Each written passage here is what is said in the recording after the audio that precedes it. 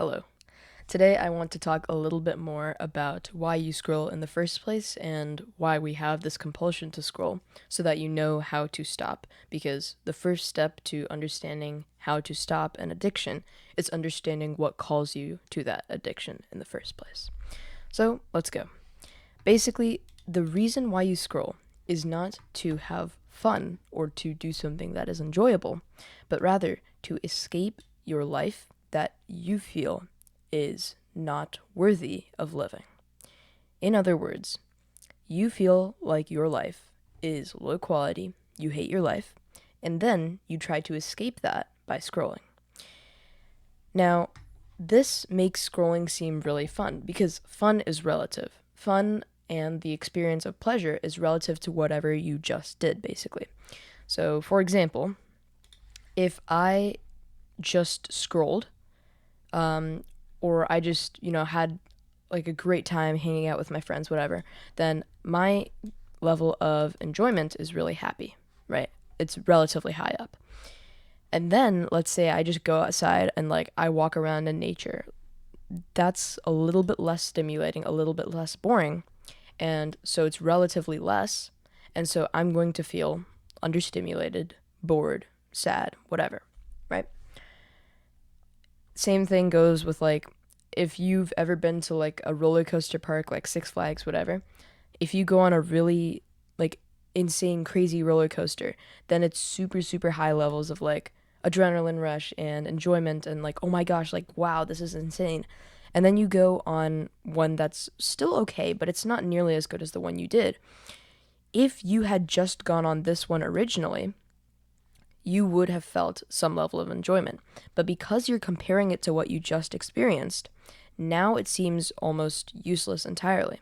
Same thing goes with here. If I asked you to sit in a room and stare at a wall for an hour, and then I asked you to go outside on this nature walk, then you're starting off at actually a lower baseline point, right? Your baseline was actually lower, and then you go up to this nature walk so that your enjoyment is actually increasing.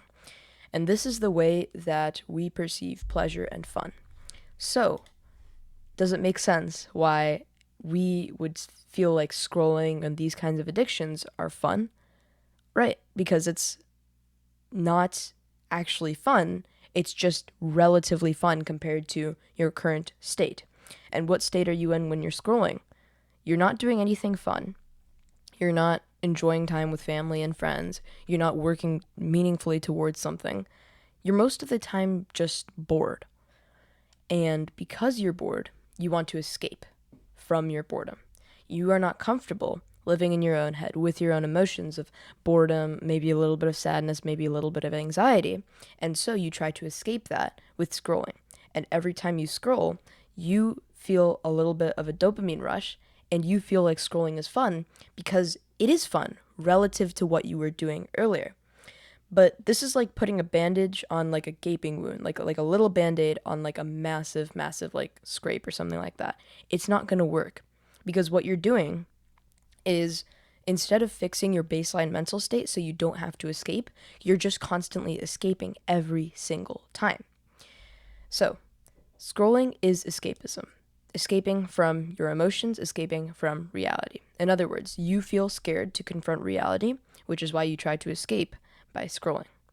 Now, one of the techniques that I mention in my book, which is actually also mentioned in this book, by the way, Psycho-Cybernetics by Maxwell Maltz, he talks about the importance of some level of escapism, but not in the unhealthy way that scrolling does. So one of the techniques that he mentions, I'll do credit to him, is called a mental quiet room. So basically, what you do is next time you feel like scrolling, first of all, recognize that you don't actually want to scroll. It's not the scrolling that you want. What you want is a distraction or an escape from your current state of mind.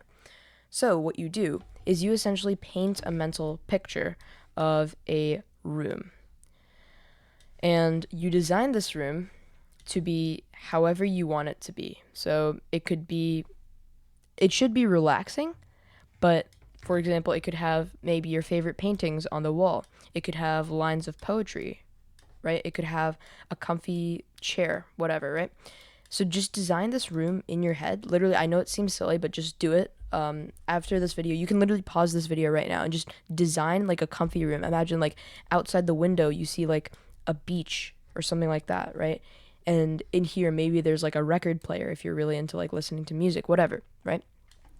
Whatever things that would comfort you inside of this mental quiet room, basically create a picture with this in mind. So pause the video right now, do that. Okay, now you should have created your mental quiet room. Right now, I'm assuming that you've already done this.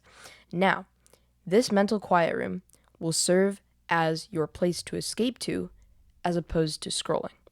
So next time you feel like scrolling, recognize, I don't actually want to scroll. What I want is an escape.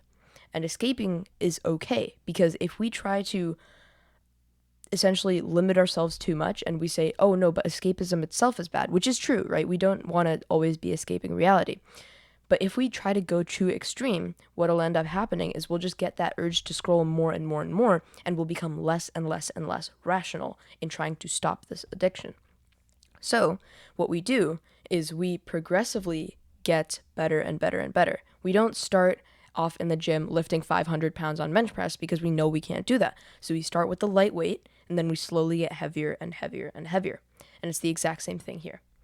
So next time you feel like scrolling, picture yourself in this mental quiet room. Literally create the mental quiet room like as you've done, and then just imagine yourself entering this quiet room, maybe looking at a painting on the wall, maybe looking at the window and looking at that beautiful beach. Maybe it could just be sitting down in your comfy chair and just relaxing, right? It could be anything, but basically what you're doing is you're going from escapism into something negative. By the way, I have a video on all the negatives of scrolling and why scrolling is bad in the first place. So what you're doing, and if you're still feeling like, oh, I shouldn't really quit scrolling, like what's the point, then check out that video. What you're doing is instead of escaping into something bad, you are escaping into something that is calming, that is relaxing. And yes, you are still escaping. I won't deny it. Escapism is wrong. Escapism is bad. We should try to embrace reality to the best of our abilities, but understand that we are still making progress here. And from here, it's so much easier to reject escapism than it is from going straight to scrolling, straight from scrolling to not scrolling at all, right? This is this sort of middle ground that makes it so much easier to stick to. So that is escapism. Next, I want to talk about maladaptive coping. Maladaptive coping is basically what you're doing with scrolling. And for this, I actually have a funny story. So we had like a family gathering type of event. So we were all, like the adults were all in another area. And all the kids, we were sitting at the table. And I think my sister was sitting right here. I was sitting right here. So we were eating Indian food, and one of the Indian foods is called garlic naan. Basically, it's like this garlicky kind of flatbread, right? Really garlicky. So and we eat it with our hands, right? So she was eating it with her hands, and then her eye felt a little bit itchy. So she went to go rub her eye, and then she didn't realize it was because of the garlic naan.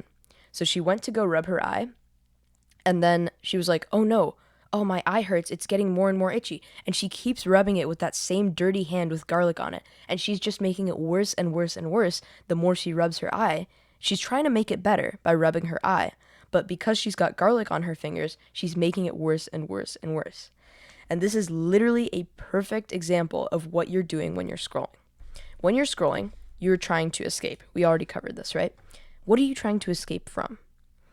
What is the itch in your eye, so to speak? It's your negative mental health. It's your negative emotions, right? Your ability to exist with negative emotions in your head is not sufficiently developed, and so you feel the need to escape every time you feel any sort of boredom or anxiety or fear. Okay? So, the root cause of why you want to scroll, the thing you're trying to escape from, the itchy eye, so to speak, is your poor mental health. And what you're doing by scrolling is you're escaping, right? You're trying to rub your eye to get the itch out, but you're just making your eye more itchy. You're just making your mental health worse and worse and worse. So, do you think my sister should have kept rubbing her eyes? Of course not, right? She should have maybe washed her hands and then, cleaned out her eye, whatever, right? This is the exact same thing. You cannot fix poor mental health by constantly escaping. Then what you're doing is you're essentially saying, okay, my mental health level is at a baseline low, so I'm going to escape and I'm going to feel good for a while, and then it just goes lower. And I'm just going to keep doing that over and over and over, and I'm just going to keep getting worse and worse and worse. My eye is going to get more and more and more itchy. Right? You can see it's going down here. So the solution is, first of all, recognize that scrolling is not going to help you solve your problem. Recognize that the core of your problem comes from poor mental health. And the longer you try to wait and fix it by scrolling and by escaping, the longer you're going to have to rely on scrolling and the longer you're going to stay addicted. The solution is to fix your mental health, and then you won't even feel this compulsion. You won't even have the itchy eye where you have to itch it with your hands with garlic on them, right? You won't even feel the need to scroll. A perfectly mentally healthy person does not feel the need to scroll. They never have this sensation of oh my gosh, I need to scroll, or oh my gosh, I need to play video games. They don't feel that at all. I promise you, the core of any addiction always comes down to one thing, and that is your mental health. So in this video, I talked a little bit about why we scroll, and I didn't quite go into the specifics of how you stop scrolling. If you want to see a video on how you stop scrolling, I can give some specific tactics on that. Just leave a comment down below. But truthfully, you'll get the entire thing in this book right here. So think about all of the content I'm producing so far. I'm going to produce probably hundreds of hours of content throughout my lifetime, right? Maybe thousands.